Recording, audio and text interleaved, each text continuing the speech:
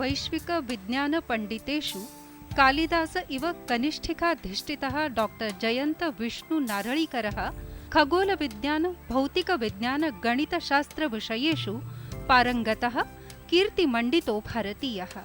एतत् क्षेत्रीय प्रगाढानुसन्धानार्थं जागतिकस्तरे वैज्ञानिकानां ललामभूतः डॉक्टर नारळीकरः तृतीय विश्व विज्ञान प्रबोधिनी संस्थायाः भारतीय राष्ट्रीय विज्ञान प्रबोधिनी त्रयस्य च सम्मान्यः अधिसदस्यः।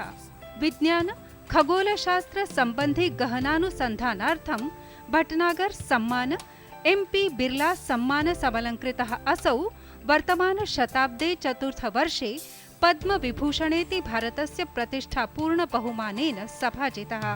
विज्ञानस्य जटिल सिद्धान्तान् सुबोध सुगमरीत्या सामान्यजनेभ्यः विशदीकर्तुं डॉक्टर नारळीकरः लोकप्रियत्वम् आवहति। रेडियो दूरदर्शनीय कार्यक्रमैः सहैव तेन बालेभ्योऽपि कथारूपेण विज्ञानं सुलभायितम्।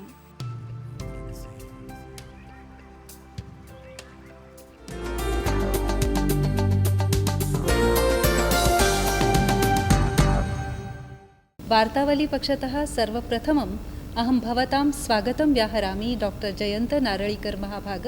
अनुग्रहीतोऽस्मि। भवान् तु खगोल भौतिकी विशेषज्ञः, सम्प्रेषणकलायाम् अतीव पारङ्गतः। ज्ञातुम् इच्छामि सम्प्रेषणे उत वा अवबोधने कथं भवता कौशलम् अधिगतम्? मैं शुरू से ही संस्कृत भाषा में बहुत इंटरेस्टेड था और मेरी माताजी ने मुझे संस्कृत की दीक्षा दी थी।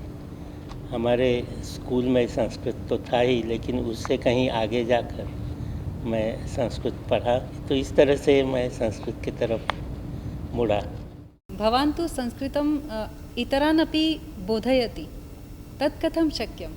संस्कृत के बारे में मुझे इतनी रोचकता महसूस होती थी कि ऐसा लगता था किसी से शेयर करूं, तो उसको ध्यान में रखते हुए मैंने कभी कभी संस्कृत में कुछ श्लोक बनाए या जो प्रसिद्ध श्लोक रहे उनमें कुछ परिवर्तन किए, जिसको विडम्बन बोलते हैं। विडम्बन काव्यं कृतम् अस्ति किमपि तत्र विडम्बन काव्यम्? एक ऐसा समय आया था कि मेरे पिताजी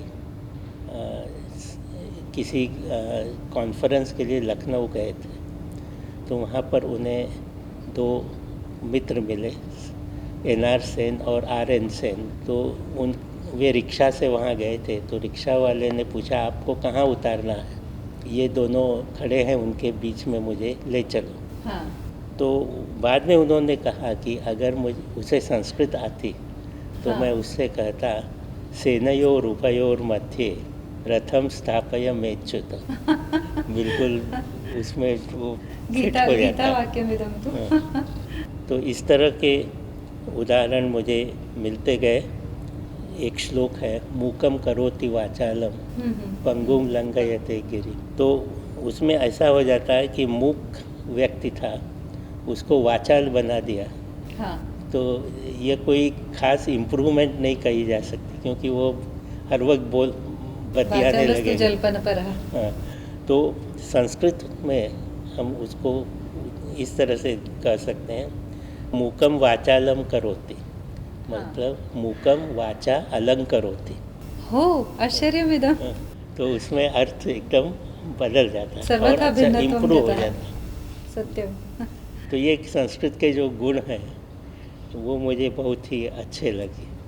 तस्मादेव संस्कृतं प्रति अभिरुचिः भवतः। सत्यं। भारते प्रवर्तमाना शिक्षणपद्धतिः उपयुक्ता न वा? न उपयुक्ता इति मम मतिः, अल्पमतिः, पर अपि तु मम मतिः। कथं कारं परिवर्तनं तत्र अपेक्षते? अब जैसे मेरा जो अनुभव रहा है कि जब मैंने मैट्रिकुलेशन पास किया तो मैं चाहता था कि संस्कृत को भी आगे बढ़ाऊं, उच्च शिक्षणम। लेकिन जब मैंने लोगों से वहाँ यूनिवर्सिटी में विश्वविद्यालय में ये पूछा कि क्या मैं ऐसा कोर्स ले सकता हूँ कि साइंस और संस्कृत दोनों पढ़ूं। युगपदेव करें। तो उन्होंने कहा नहीं, तो आपको या तो संस्कृत लेना होगा या तो साइंस लेना, दोनों नहीं संभव है। तो मुझे ये लगता है कि अगर पढ़ाई को सर्वांगीण रूप देना हो तो दोनों तरफ से हमें सिखाने की, अगर उस विद्यार्थी को इच्छा है तो उसका मौका मिलना चाहिए। विज्ञानकलाविषयाः युगपदेव शिक्षणीयाः। पृथ्वीतः बहिः जीवोत्पत्तिक्षेत्रे खगोलभौतिकीक्षेत्रे च भवता व्यापकम् अनुसन्धानं कृतमस्ति।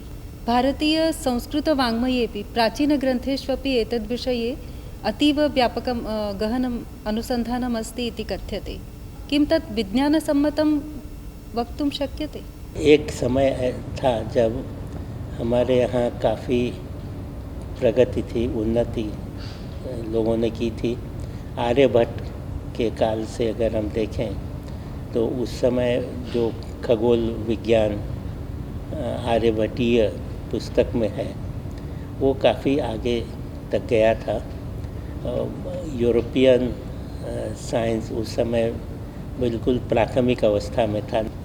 तो उस समय आर्यभट्ट, फिर उसके बाद 3-4 और प्रसिद्ध खगोलतज्ञ हुए। बाद में भास्कराचार्य द्वितीय से वो जो परंपरा वहाँ तक गई। तो उस समय बहुत ही अच्छा माहौल था और बाहर से लोग आकर संस्कृत में ये पढ़ के जाते थे विज्ञान जो कुछ था। लेकिन आगे चलकर ये परंपरा कहीं खंडित हुई, वो आगे नहीं बढ़ पाई। भवान् तु वयसः 77तमे वर्षे वर्तते। विज्ञानस्य लोकप्रियतायै अतीव कार्यमग्नो वर्तते।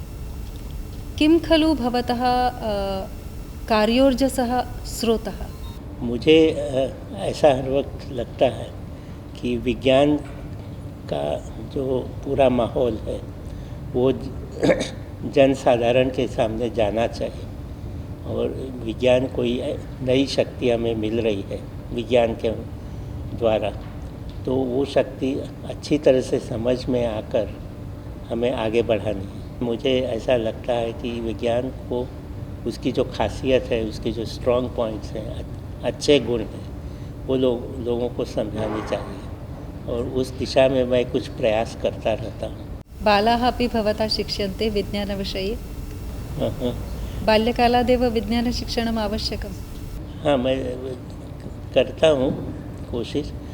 मैंने कुछ कहानियाँ संस्कृत में लिखी हैं अपने संस्कृते? हाँ, मेरे नाते पोतों के बारे में। तो उसमें उसकी स्टाइल जो है वो पंचतंत्र की तरह कि एक कहानी से दूसरी कहानी कथमे तत् करके आती है, तो वैसी मैंने लिखी है। अतीव उपयुक्तः संवादोऽयं सिद्धः। वार्तावलीपक्षतः हार्दिकान् साधुवादान् व्याहरामि डॉक्टर नारळीकर महोदय। अतीव धन्यवादाः।